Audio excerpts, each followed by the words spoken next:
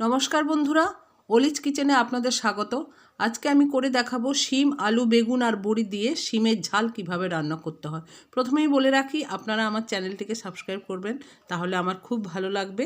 এবং আপনারা যাতে সাবস্ক্রাইব করলে আমার সমস্ত রান্নাগুলো আপনাদের নোটিফিকেশানে সবার আগে চলে আসবে, তাই আপনাদের বললাম। আপনারা দেখুন আমি কিভাবে এটা বানাচ্ছি। বড়ি দিয়ে শিমের ঝাল করার জন্য শিম লাগে। শিমগুলো কেটে কেটে রেখেছি, কোনোটা দু টুকরো, কোনোটা একটা গোটা। আর এরকম পাতলা পাতলা সরু সরু করে লম্বা লম্বা করে আলু লাগে। আর এইরকম লম্বা লম্বা করে কেটে রাখা বেগুন লাগে। সর্ষে বাটা লাগে, আমি সর্ষে গুঁড়ো প্যাকেটটা জল দিয়ে রেখেছি। আর লাগে বড়ি, আর নুন হলুদ লাগে, আর কিচ্ছু লাগে না। গ্যাসে কড়াটা বসানো আছে, কড়াটা গরম হয়ে গেছে।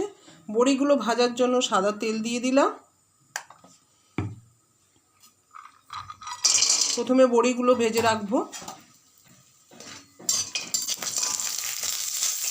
বড়িগুলো প্রথমে ভেজে তুলে রাখতে হবে, তাই বড়িগুলো ভাজতে দিয়েছি কড়ায়।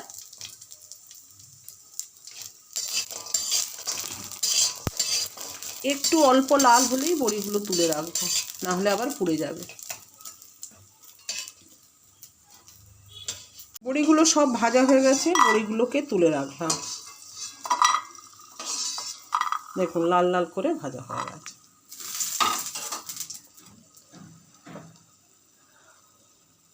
আবার একটু কড়াই তেল দিলাম।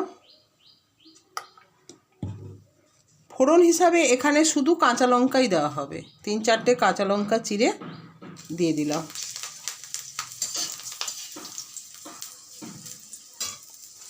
কেটে রাখা শিমগুলো দিয়ে দিলাম। কেটে রাখা শিমগুলো আগে দিলাম, কারণ শিমগুলো একটু ভাজা হলে তারপরে বাকি সবজিগুলো দেওয়া হবে। শিমটাকে আমি ভাজছি, শিমটাকে ভালোভাবে ভাজতে হবে। শিমটা ভালোভাবে ভাজার জন্য একবার ঢাকা দিয়ে দিচ্ছি। শিমটাকে নাড়তে নাড়তে একটু ভালোভাবে সেদ্ধ হওয়ার জন্যে শিমটাকে একবার ঢাকা দিয়ে দিচ্ছি। একটু পরে ঢাকাটা খুললাম। কিছুটা শিমটা ভাজা হয়ে গেছে। এবার এর মধ্যে আলু কেটে রাখা, ধুয়ে রাখা আলুগুলো দিয়ে দিচ্ছি।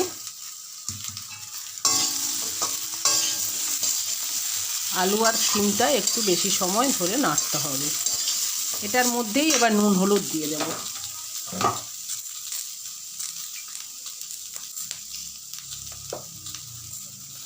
নুন,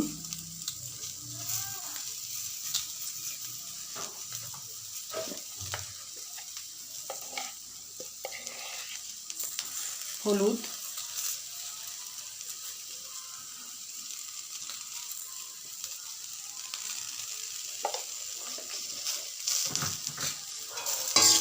নুন হলুদ দেওয়ার পরে এটাকে বেশ খানিকক্ষণ নাড়াচাড়া করতে হবে।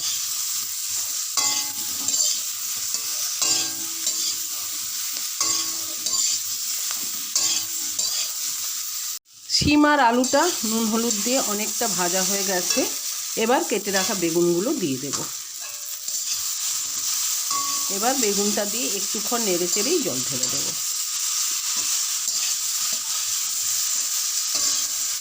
হয়ে গেছে, বেগুনের তো বেশি নাড়াচাড়া করতে হয় না। এবার এর মধ্যে জলটা দিয়ে দিলাম। পুরো শিমটা যাতে ডুবে যায় সেই মতোই জলটা দিলাম। দিয়ে ওপর থেকে বড়িগুলো ছড়িয়ে দেব।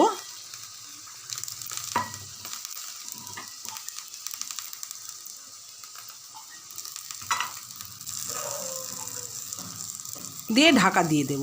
সব সবজিগুলো সেদ্ধ হয়ে গেলে তারপরে দেখাবো। এই দেখুন সব সবজিগুলো কিন্তু ভালোভাবে সেদ্ধ হয়ে গেছে। এবার এর মধ্যে আমি সর্ষে গোলা জলটা দিয়ে দেব।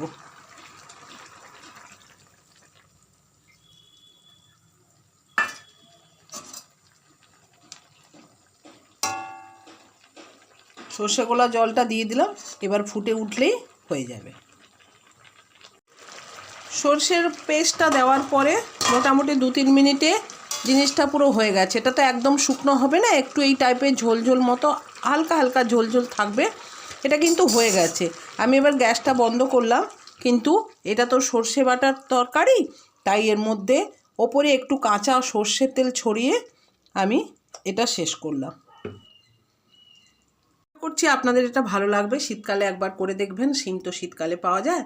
তো আপনাদের কাছে আরেকবার বলি, যদি ভালো লাগে আপনারা লাইক, শেয়ার ও কমেন্ট বক্সে মতামত জানাবেন। অবশ্যই আমার চ্যানেলকে সাবস্ক্রাইব করবেন, তাহলে আমার সমস্ত সহজলভ্য রান্নাগুলো আপনাদের নোটিফিকেশানে সবার আগে এসে যাবে। নমস্কার।